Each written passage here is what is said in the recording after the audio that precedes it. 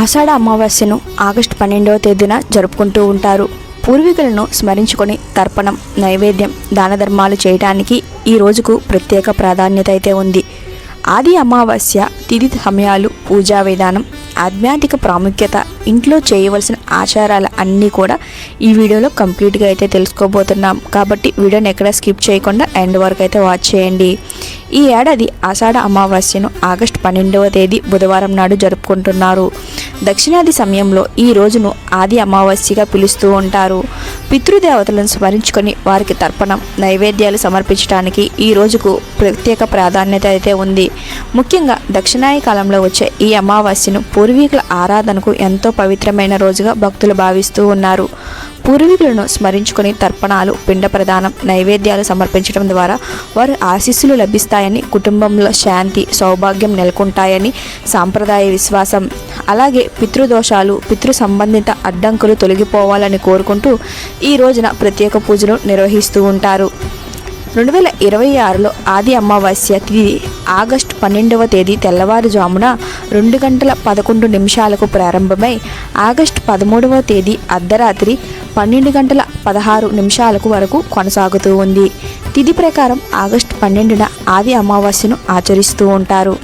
దక్షిణాది కాలంలో వచ్చే ఈ అమావాస్య పితృకార్యాలకు అనువైనదిగా భావిస్తున్నారు. అందుకే పూర్వీకులను స్మరించుకొని తర్పణం, దాన ధర్మాలు, అన్నదానం వంటి కార్యక్రమాలు నిర్వహించడం ఆనవాయితీగా వస్తుంది.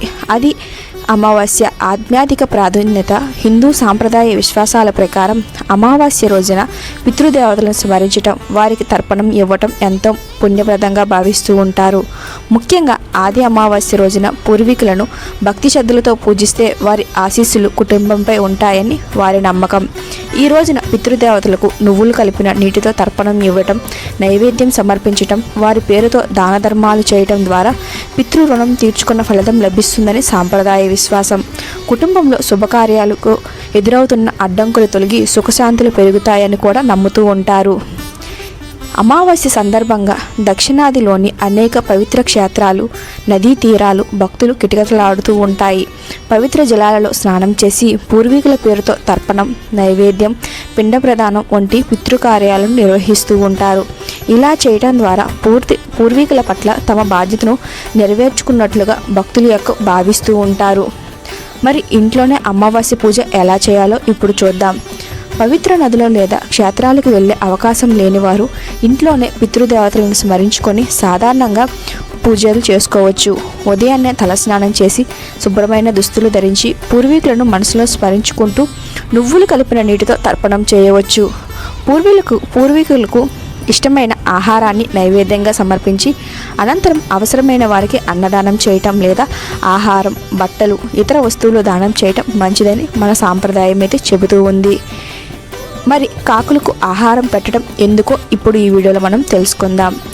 హిందూ సాంప్రదాయంలో కాకులను పితృదేవతలకు ప్రతీకగా భావించే ఆచారం ఉంది. అందువల్ల ఆది అమావాస్య రోజున కాకులకు ఆహారం పెట్టడం, ఇతర జంతువులకు కూడా ఆహారం అందించడం పుణ్యకార్యంగా భావిస్తూ ఉంటారు. ఇలా చేయడం ద్వారా పూర్వీకులు సంతృప్తి చెంది కుటుంబాన్ని ఆశీర్వదిస్తారని విశ్వాసం. అయితే ఇవన్నీ ఆధ్యాత్మిక సాంప్రదాయ విశ్వాసాల ఆధారంగా పాటించే ఆచారాలు మాత్రమే. మరి సాయంత్రం దీపారాధన కోసం ఇప్పుడు తెలుసుకుందాం. సాయంత్రం ఇంటి పూజా గదిలో దీపం వెలిగించి పూర్వీకులను స్మరించుకోవచ్చు. వారి ఆత్మకు శాంతి చేకూరాలని, కుటుంబ సభ్యులందరికీ సుఖ సంతోషాలు, ఆరోగ్యం, ఐశ్వర్యం కలగాలని ప్రార్థించవచ్చు. ఆది అమావాస్యను కేవలం ఒక పూర్వీకులను గుర్తు చేసుకొని వారి కృతజ్ఞతలు తెలిపే పవిత్రమైన రోజుగా భావిస్తూ ఉంటారు. భక్తి శ్రద్ధలతో పితృదేవతలను స్మరించడం, సాధ్యమైనంత వరకు దాన ధర్మాలు చేయడం ఈ రోజున ముఖ్యమైన ఆచారాలుగా అయితే కొనసాగబడుతూ ఉన్నాయి. మీరు కూడా ఈ ఆచారాన్ని మీ ఇంట్లో పాటిస్తున్నారో లేదో కామెంట్ సెక్షన్లో అయితే తెలియజేయండి. ఒకవేళ మీరు పాటించలేదని తెలియజేయండి. ధన్యవాదాలు.